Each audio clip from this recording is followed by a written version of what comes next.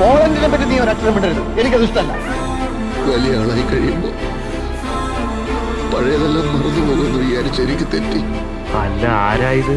സിനിമയെ കാണുന്നത് പോലെ തന്നെ ഉണ്ട്. കാരക്കൂട്ടിൽ ദാസനെ അധ്വാനിക്കുന്ന തൊഴിലാളി വർഗത്തിന്റെ മോചനത്തിന് വേണ്ടി തോളോട് തോൾ ചേർന്ന് പ്രവർത്തിക്കാൻ തയ്യാറുണ്ട്. അതായിപ്പോ എന്റെ പേര് ധവാൻ സാർ എന്ന് വിളിക്കണം. വലിയ താങ്ക മുടിയില്ല, എവിടെയാവത് വെട്ടിപ്പോയ ഒരു പട്ടച്ചരടും കിട്ടാ പൊന്നിൻ പത്തര മാറ്റും മർത്യൻ തന്നുടെ വ്യർത്ഥതയോതും സർവം സഹയാം ഭൂമി ദേവി കിന്നും എന്നും ഇന്നെനിക്ക് രണ്ടിലൊന്നറിയണം.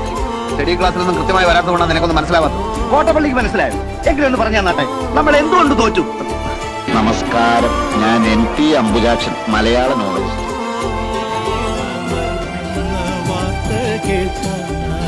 ഗ്രാമം കൊതിക്കാറുണ്ടെന്നും തിരികെ മടങ്ങുവാൻ തീരത്തടുക്കുവാൻ ഞാനും കൊതിക്കാറുണ്ട്.